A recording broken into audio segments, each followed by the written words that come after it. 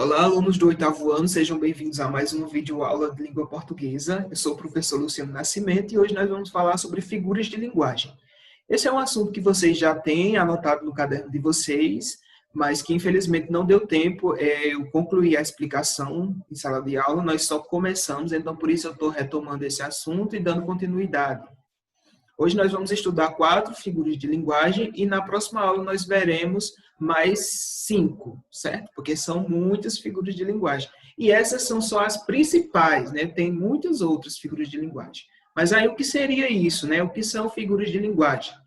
As figuras de linguagem, elas são técnicas utilizadas pelo orador ou pelo escritor, né, para dar um efeito especial ao texto, né, para dar um efeito diferenciado no texto. Um efeito que pode ser para chocar o leitor, né, para fazer com que a mensagem que ele está transmitindo seja chocante, ou para simplesmente enriquecer o que ele está dizendo. E aí, quando eu digo que pode ser feito por um orador, por um escritor, não necessariamente precisa ser um discurso formal. Nós utilizamos figuras de linguagem no nosso dia a dia, em todas as situações. Vamos ver um exemplo disso? Um exemplo bem usado? Por exemplo, eu já gravei esse vídeo 1 milhão de vezes. Será que eu gravei o vídeo 1 milhão de vezes mesmo? Claro que não, né? Eu já gravei muitas vezes, mas eu não gravei 1 milhão de vezes. Isso é uma figura de linguagem que eu utilizo para dar mais atenção àquilo que eu quero dizer, né? Para enfatizar mais o fato de eu ter já gravado várias vezes o vídeo. Isso é um exemplo de figura de linguagem que nós utilizamos muito no nosso dia a dia, certo? Agora eu vou passar uma apresentação de slides e aí eu vou explicando as 4 primeiras figuras de linguagem que nós vamos estudar, tá certo? Então, gente, vamos começar a nossa explicação. Figuras de linguagem, vamos lá. O conceito nós já vimos, né? A gente já falou sobre isso, sobre o que são figuras de linguagem. Vimos aqui que elas estão presentes nos mais variados gêneros, sejam poemas, anúncios publicitários, charges, reportagens, artigos de opinião, artigos científicos, comentários em redes sociais. Nós utilizamos muitas figuras de linguagem nos bate-papos, nas entrevistas. Enfim, as figuras de linguagem elas estão em praticamente todas as nossas comunicações. E aí vamos para as 2 primeiras figuras de linguagem, que nós vamos ver que é a metáfora e a comparação. Por que nós vamos estudar essas figuras de linguagem juntas? Porque tanto na metáfora quanto na comparação estabelece uma relação de semelhança entre 2 elementos. Só que a comparação, ela explicita qual é a característica comum aos 2 elementos e conta com termos comparativos. Vamos ver exemplos disso?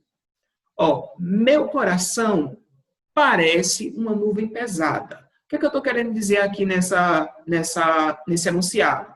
Eu estou querendo dizer que o meu coração, eu estou passando por algum problema, né? Meu coração está angustiado, né? Eu estou sofrendo por alguma coisa. Então, por isso que eu digo que meu coração parece uma nuvem pesada, ou seja, ele está sobrecarregado com algum sentimento negativo.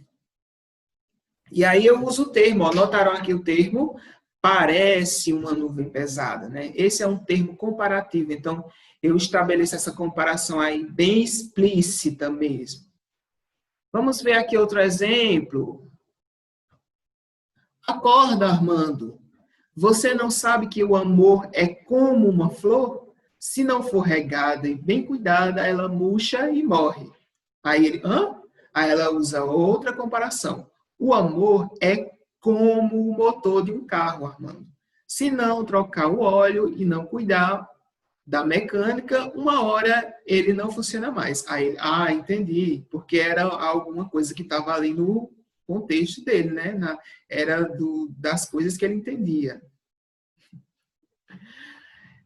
E agora a metáfora. A metáfora, ela é uma aproximação subentendida que obriga o leitor a identificar a característica comum entre os elementos comparados. Ela exige do leitor a decifração do sentido, portanto, é mais complexa que a comparação. Vamos ver um exemplo? Ó, meu pensamento é um rio subterrâneo. Veja só, aqui eu não tenho um elemento para ligar, por exemplo. Eu não digo aqui, meu pensamento é como um rio subterrâneo. Eu estou dizendo, meu pensamento é um rio subterrâneo. Mas eu estou dizendo que meu pensamento é mesmo um rio subterrâneo, literalmente? E aí aqui a gente precisa relembrar o conceito de sentido denotativo e sentido conotativo. Sentido denotativo é quando eu utilizo as palavras no sentido literal, no sentido que está no dicionário. Já o sentido conotativo é quando eu utilizo as palavras no sentido figurado, e é o que acontece aqui na metáfora. Meu pensamento é um rio subterrâneo. O que eu estou querendo dizer aqui com isso? Eu estou querendo dizer que meu pensamento é algo que é difícil de ser conhecido, né? É algo que é íntimo, é muito íntimo, que é difícil que as pessoas consigam compreender os meus pensamentos, né? É um rio subterrâneo. O que é um rio subterrâneo? É um rio que fica por debaixo da terra. Então, aqui, quando ele estabelece essa metáfora, ele quer dizer isso, né? Por isso que nós precisamos de mais habilidade para poder entender o sentido de uma metáfora, diferente da comparação que ele diz realmente qual é a característica que está ali em comum. Aqui nós só conseguimos perceber essa característica por analisarmos mais a fundo o sentido figurado da frase. Aquele rapaz é um gato. Será que o rapaz é mesmo um gato literal? Um gato daqueles que um animal doméstico? Não, né? Aqui ele está querendo dizer que o rapaz é bonito, né? E aí nós precisamos também entender o contexto para poder saber o que é que ele está querendo dizer aqui. Ó, vejam outro exemplo de metáfora aqui. Ó. Agora, no anúncio publicitário. Olha o que é que diz aqui embaixo. Monbiju deixa sua roupa uma perfeita obra-prima. E aí tem aí a obra-prima mesmo, literal. Será que o Monbiju, que é um amaciante, ele transforma literalmente a roupa numa tela, numa obra de arte? Não, ele não transforma, ele deixa a roupa limpa, né, a roupa perfumada. E aí ele usa essa metáfora, né, para que a gente possa entender o sentido. Ficou claro o sentido de metáfora e comparação? Fácil, né? Agora vamos ver a próxima figura de linguagem, que é a metonímia. Essa figura de linguagem consiste na substituição de uma palavra ou expressão por outra com a qual mantém uma relação de proximidade. Vamos ver um exemplo para ficar mais claro? Ó, vejam só. Adoro ler Maurício de Souza. A pessoa lê Maurício de Souza? Lê o autor Maurício de Souza? Não, a pessoa lê as revistas de Maurício de Souza. Então, aqui eu pego dois elementos que têm proximidade, ou seja, o autor e a obra, e eu substituo aqui a obra pelo autor. E aí eu digo, adoro ler Maurício de Souza, mas o que na verdade eu leio são as revistas dele, não o autor em si. Perceberam? Vamos ver outro exemplo. O macarrão estava ótimo. Comi 2 pratos. Será que eu comi os pratos? Ou eu comi o que estava dentro do prato? O macarrão, né?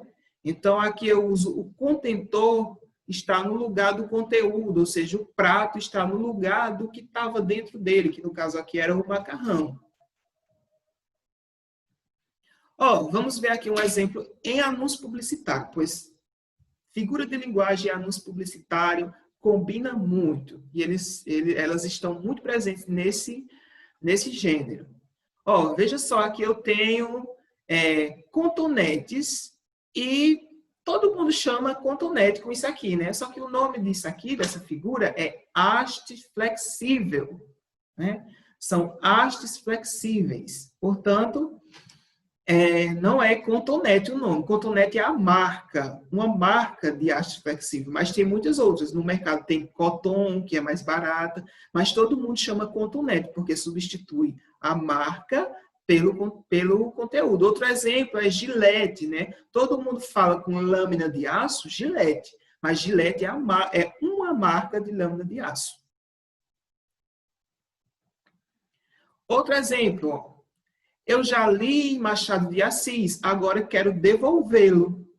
Aí a biblioteca ressuscitou, ou seja, ela não entendeu, né?